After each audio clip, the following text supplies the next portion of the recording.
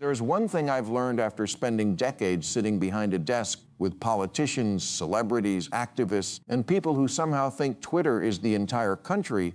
It's this: big crowds impress television producers. They don't necessarily impress me. Every election cycle, somebody points at a packed rally and says, there it is. That's the future. Really? I've seen rock concerts with 100,000 screaming fans.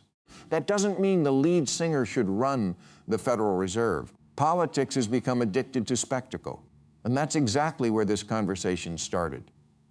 We were sitting around the panel talking about the future of the Democratic Party when the discussion inevitably drifted toward the question everybody seems obsessed with these days: who leads the Democrats into 2028? Whenever that question comes up lately, one name seems impossible to avoid: Alexandria Ocasio-Cortez, or as everyone calls her now, AOC. The enthusiasm around her is impossible to ignore. She fills rooms, she dominates social media, she raises unbelievable amounts of money. Her supporters speak about her with the kind of devotion usually reserved for championship quarterbacks or Taylor Swift tickets, but enthusiasm and electability are not the same thing. That's the distinction I keep trying to make. Unfortunately, in modern politics, nuance has become an endangered species. Kevin McCarthy was sitting across from me, and he made an observation that immediately caught everyone's attention. He wasn't arguing that AOC would become president. He wasn't even arguing she'd become the nominee. His point was much narrower. Money follows excitement. Excitement shapes conversations. Conversations influence where parties move. That's different from saying someone actually wins. It's an important distinction. People hear front runner and immediately assume future president. History says otherwise. I've watched American politics for decades. I've seen candidates who looked unbeatable disappear before Iowa. I've watched people nobody took seriously end up occupying the Oval Office. Politics has a funny way of humiliating certainty. Kevin pointed out something that nobody disputes. AOC has become an incredible fundraiser, not just good. Historic quarter after quarter, she's collecting millions, not from giant corporate donors, not from billionaire fundraisers at expensive wine tastings, from ordinary people, small donations, tiny donations, thousands upon thousands of supporters clicking $20 here, $10 there, sometimes even less. Her average contribution, just over $16. Think about that. Millions of dollars built one small donation at a time. That's impressive. You'd have to be dishonest not to admit it. But here's where I think people start making a leap they shouldn't. Money tells you who is energized. It doesn't automatically tell you who is acceptable to the broader country. Those are completely different measurements. A campaign account isn't an electoral college map. The audience nodded. Some agreed, some didn't. That's usually how my show works. If everyone agrees with me, I've probably invited the wrong guests. Kevin compared AOC's fundraising to Donald Trump's early presidential campaign. Back then, establishment Republicans laughed. They rolled their eyes. They dismissed him. Meanwhile, he kept raising money. He kept attracting crowds. He kept dominating attention. Eventually, the establishment realized too late that the excitement wasn't disappearing. Kevin's argument wasn't that AOC equals Trump. His point was about momentum.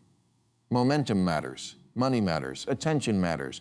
I understand that I've never argued otherwise. What I've argued is that momentum still has to collide with reality. Eventually, every candidate leaves the friendly crowd. Eventually, they have to face people who didn't buy the T-shirt. That's when elections become different. Because America isn't just activists. America isn't just Twitter. America isn't just cable news audiences. America is suburban parents, workers, retirees, independent voters, people who don't spend 6 hours arguing online. Those people decide presidents, not hashtags. As the discussion continued, Kevin predicted something else. The next couple of years would matter far more than today's rallies.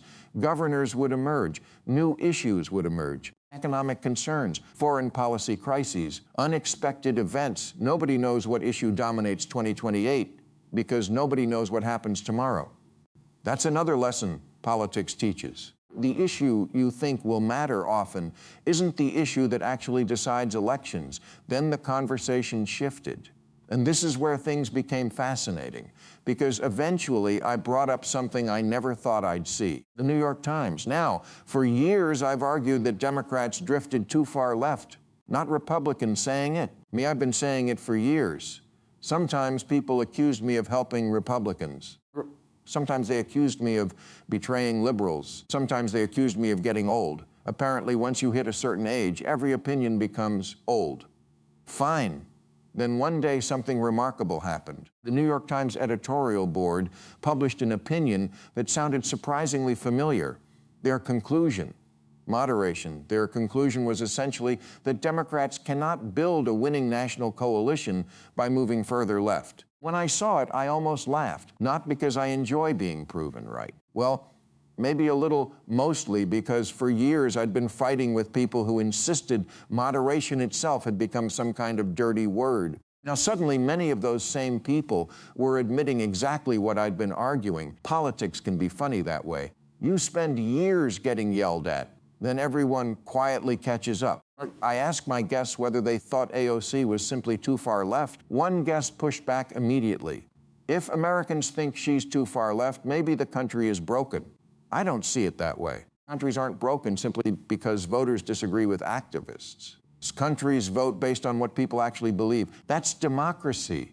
Sometimes your side wins, sometimes it loses. Calling voters broken every time they reject your favorite candidate seems like a terrible electoral strategy. The larger issue isn't whether AOC is intelligent. She clearly is. It isn't whether she's hardworking. She obviously works hard.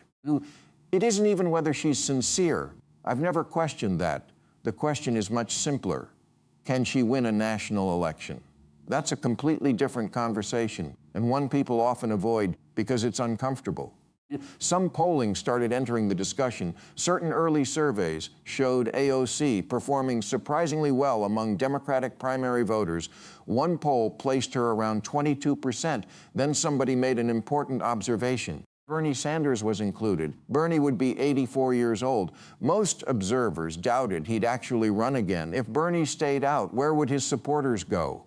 Probably toward AOC. That's a reasonable assumption. Suddenly, her numbers looked even larger, early 30s, maybe more. That certainly gets your attention. But then another issue surfaced, the Democratic Party itself. There was growing debate over primary scheduling, different states, different calendars, different advantages. Some analysts believed the party structure naturally favors more moderate candidates. Others argued progressives were once again being squeezed out before voters truly had their say. It reminded many people of the arguments surrounding Bernie Sanders years earlier. Those wounds clearly hadn't healed. One guest acknowledged something that rarely gets admitted. Joe Biden was probably the stronger general election candidate. Even many progressives reluctantly accepted that. But accepting reality doesn't erase frustration. Many activists still believe the establishment tilted the playing field. Whether that's true or not isn't really the point. Perception often becomes political reality. If enough people believe the process is unfair, trust erodes. And once trust disappears, parties begin fighting themselves instead of fighting elections. Then came one prediction that stopped everyone. If AOC became the Democratic nominee, Marco Rubio becomes president. It wasn't shouted. It wasn't theatrical. It was delivered almost matter-of-factly. Sometimes the quiet predictions hit harder than the dramatic ones because they're spoken with confidence instead of emotion. The argument wasn't personal. Nobody questioned AOC's intelligence. Nobody questioned her energy. The concern centered on electability. Could someone whose politics excite the activist left also persuade moderates? Could she expand beyond the coalition she already has? Those are fair questions. In fact, they're probably the only questions that matter during a presidential campaign. A politician doesn't become president by winning people who already agree. Presidents win by convincing people who aren't sure. That's where elections are decided, not inside applause lines, not inside convention halls, not inside carefully curated social media feeds. They're decided in places where politics isn't entertainment. They're decided in neighborhoods where people spend more time worrying about grocery bills than ideological purity. That's America. And too often, both parties forget that the conversation wasn't over Not even close. Because the debate was about to become much more direct, Don Lemon entered the discussion. And once he did, the temperature in the room immediately changed. Part two, the moment Don Lemon jumped into the conversation. I knew we weren't going to be tiptoeing around anything. Don has never been afraid to defend what he believes, and I'll give him credit for that. We disagree plenty, but at least he shows up ready to argue.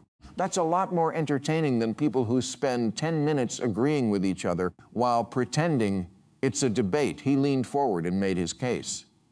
The Democratic Party should put forward the people the voters want. Fair enough. That's how democracy is supposed to work. Then he took the next step. They're asking for AOC. I couldn't let that one slide. They're not asking for AOC. Yes, they are. No, they're not. The people you hang around with. People I hang around with don't like AOC. He looked at me like I'd just confessed to enjoying pineapple on pizza. Oh, please. No, I said. They really don't. It wasn't meant as an insult toward AOC. It was an observation about bubbles. Everybody lives inside one. Conservatives have theirs. Liberals have theirs. Media has its own bubble. Hollywood has another. New York has one. Washington definitely has one. Social media might be the biggest bubble of all because it tricks people into believing that whatever is trending represents the entire country. It doesn't. America is much bigger than your timeline. That's become one of the biggest political mistakes of the last decade. People confuse visibility with popularity. Just because someone dominates headlines doesn't mean they dominate public opinion. They're different things. One guest pointed to polling showing AOC performing well among a very energized slice of Democratic voters. I didn't dispute that. She's absolutely popular inside certain circles. Nobody questions that. The question is whether those circles are large enough. Politics isn't about winning the loudest room. It's about winning enough different rooms. If your support comes overwhelmingly from one ideological lane, you eventually hit a ceiling. That's the reality every presidential candidate faces. Sooner or later, you have to persuade people who didn't already buy your campaign merchandise. That's where campaigns become difficult. One analysis that came up suggested AOC's strongest support came from the most progressive faction of the Democratic coalition, not moderates, not older voters, not many suburban independents, not broad cross-sections of swing voters. Instead, a much narrower activist base. Now, every political movement needs activists. They're passionate, they're organized, they volunteer, they knock on doors, they're incredibly valuable. But activists alone don't decide presidential elections. Middle America does. Independent voters do. The people who only start paying attention a month before Election Day do. Those are the voters' campaigns spend hundreds of millions trying to persuade. That's why I kept saying the same thing. Being beloved by your base isn't enough. Every nominee has a base. Winning requires expansion. Then the conversation took an unexpected turn. Somebody brought up that old video of AOC dancing in college. Remember that? When it first appeared online, some people acted as though it was some devastating political scandal. A young woman dancing with friends?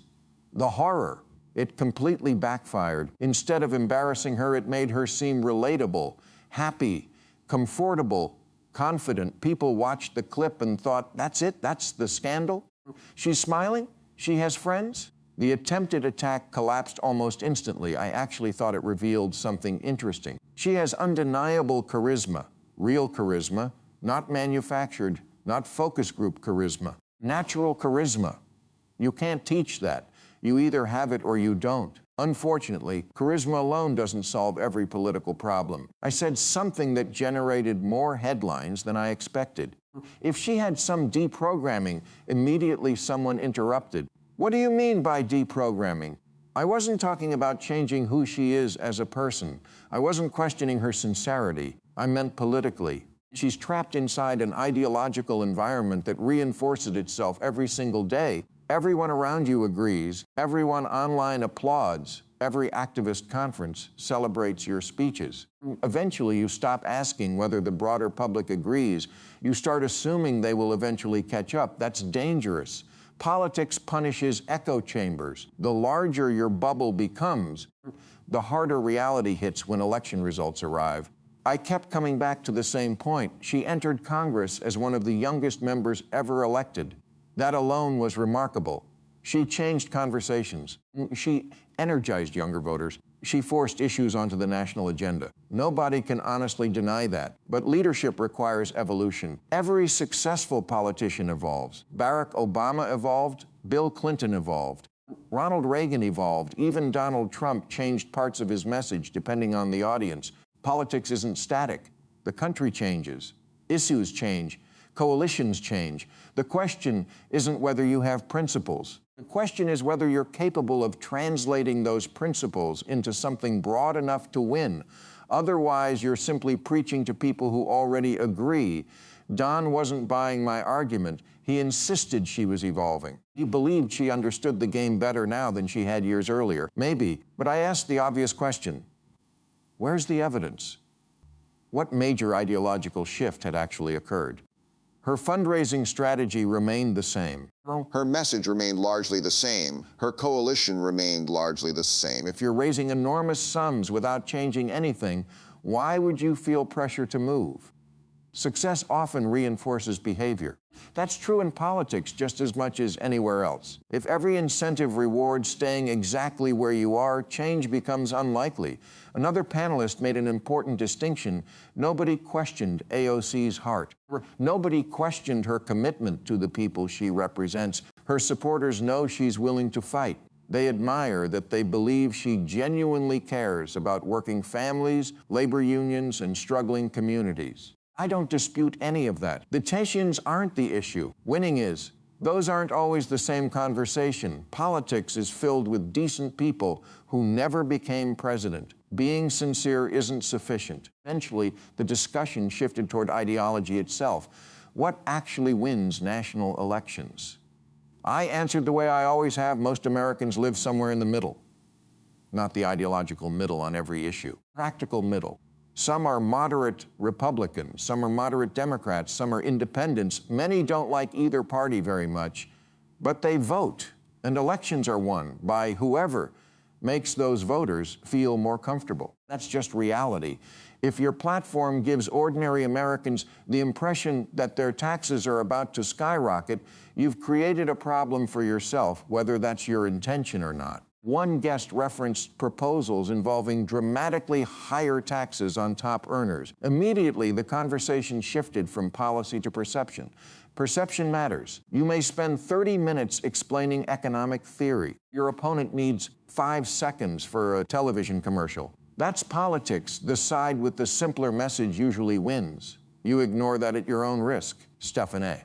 Smith entered the broader discussion with a point I thought deserved attention. He wasn't attacking AOC personally. He wasn't questioning her motives. He was questioning strategy. Those are different things. He argued that the Democratic coalition succeeds when it focuses relentlessly on everyday affordability, jobs, paychecks, housing, cost of living, the issues people discuss around kitchen tables, not ideological purity contests. That reminded me of Barack Obama. People sometimes rewrite history. They remember Obama's soaring speeches, his optimism, his charisma, all true, but they forget something else. He built an enormous coalition, working-class voters, young voters, black voters, suburban voters, independent voters. He made people feel included. That's harder than exciting your own side, much harder. One guest warned that Democrats had gradually lost significant portions of the working class. Whether you blame economics, culture, messaging, or all three, the trend has become difficult to ignore. Winning those voters back requires speaking their language, not literally. Emotionally, talk about affordability, talk about wages, talk about everyday life. People don't wake up wondering what argument dominated political Twitter overnight. They wake up wondering why groceries cost more. Politics forgets that far too often. Then Stephen made another observation that sparked laughter. He mentioned Bernie Sanders once again talking about oligarchs. Bernie has been talking about oligarchs for decades. If consistency were an Olympic sport, Bernie would own multiple gold medals. But Stephen's point wasn't really about Bernie. It was about repetition. Eventually, every political slogan reaches diminishing returns. If you've been delivering the same warning for 40 years, some voters eventually stop hearing it, especially when your lifestyle starts looking more successful than revolutionary. Then someone brought up something critics had been discussing. The tour Bernie and AOC conducted together, large crowds, energetic audiences, big speeches. The optics looked powerful, but another image received attention too. Private airplanes. Immediately critics pounced. How can you campaign against concentrated wealth while flying privately between events? Supporters argued it was simply the practical reality of campaign logistics. Critics called it hypocrisy. Politics has always struggled with symbolism. Sometimes optics overwhelm substance, fairly or unfairly. That's the game. Stephen wasn't questioning anyone's passion. He questioned consistency. If your message attacks elite systems while you appear to benefit from elite systems, voters notice, maybe not activists, maybe not loyal supporters. Undecided voters absolutely notice, and undecided voters matter. They always have, they always will. As I listened to the debate unfolding around me, one thought kept returning: every election eventually strips away branding. What's left? Trust. Can ordinary people imagine you sitting behind the Resolute desk? Can they picture you handling an international crisis? Can they picture you making decisions during a recession? Those questions rarely trend online. But they're exactly the questions millions quietly ask themselves before casting a ballot. That's why presidential politics is different. It's not simply about who excites people, it's about who reassures them, who calms uncertainty, who appears steady. That's a completely different skill set. And I wasn't convinced the Democratic Party had fully accepted that reality yet. The conversation was about to move beyond ideology and into something even more fundamental. Not policy, not fundraising, not popularity, normality. And strangely enough, that simple word would become one of the most revealing moments of the entire discussion. As the conversation continued, the focus shifted away from individual politicians and toward a broader question: what kind of candidate actually succeeds in modern American politics? One participant described the goal as building a team normal, a phrase intended to capture the appeal of pragmatic leadership. The argument was straightforward. Many voters are less interested in ideological battles than they are in competent governance, economic stability, and practical solutions. Whether they identify as Republicans, Democrats, or independents, these voters often judge candidates by whether they appear grounded and capable, rather than by how effectively they energize online supporters. That idea became a recurring theme.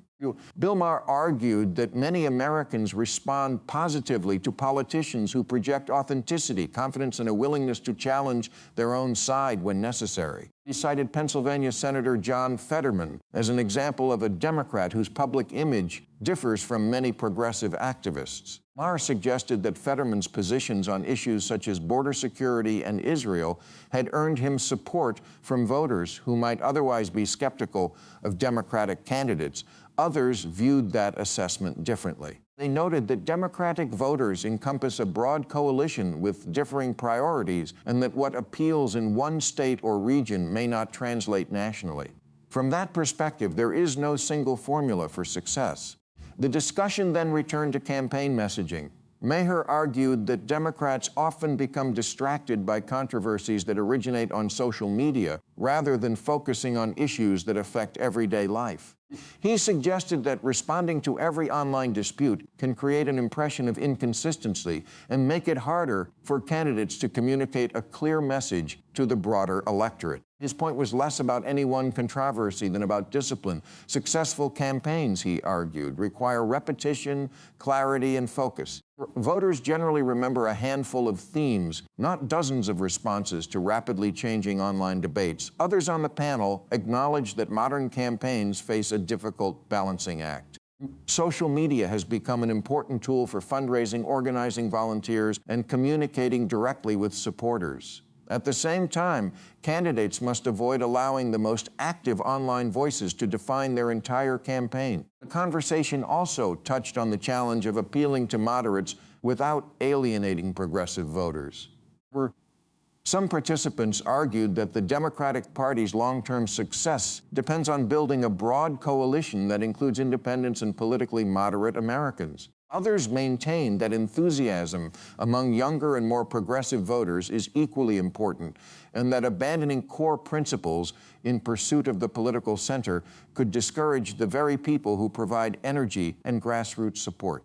This tension between expanding a coalition and maintaining ideological commitment has shaped Democratic politics for years, and the panel agreed that it is unlikely to disappear before the next presidential election. Attention then turned to California Governor Gavin Newsom. Maher said he had long viewed Newsom as someone with national political potential.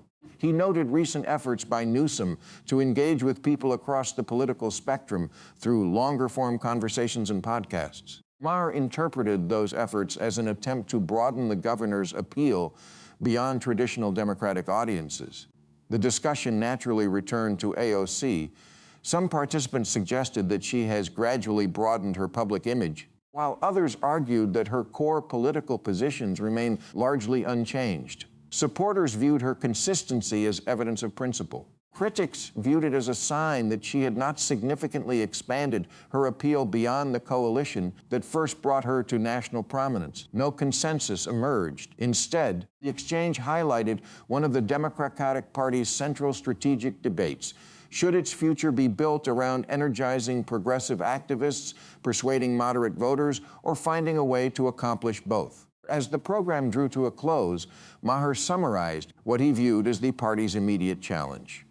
Regardless of disagreements over individual candidates, he argued that Democrats would need a message that connected with voters beyond their most committed supporters. In his view, successful campaigns depend not only on enthusiasm, but also on credibility with people who have not yet made up their minds. Others on the panel emphasized that political landscapes can change rapidly. Economic conditions, international events, public opinion, and the candidates themselves can all reshape a race long before voters cast their ballots. Looking ahead to 2028, the discussion ultimately raised more questions than answers. Will Democratic voters favor an experienced governor, a progressive member of Congress, or an entirely different figure who has yet to emerge? Will the party prioritize ideological consistency or electoral pragmatism? Can it unite its various factions behind a single message? Those questions remain unresolved. What the panel made clear, however, is that the debate over the Democratic Party's direction has already begun. It extends well beyond any single politician and reflects broader disagreements about how national campaigns are won, how coalitions are built, and what voters ultimately expect from those seeking the presidency. As always, the final verdict will not come from television studios, social media platforms, or fundraising reports. It will come from voters on Election Day, when competing visions are tested in the only forum that ultimately decides American elections, the ballot box.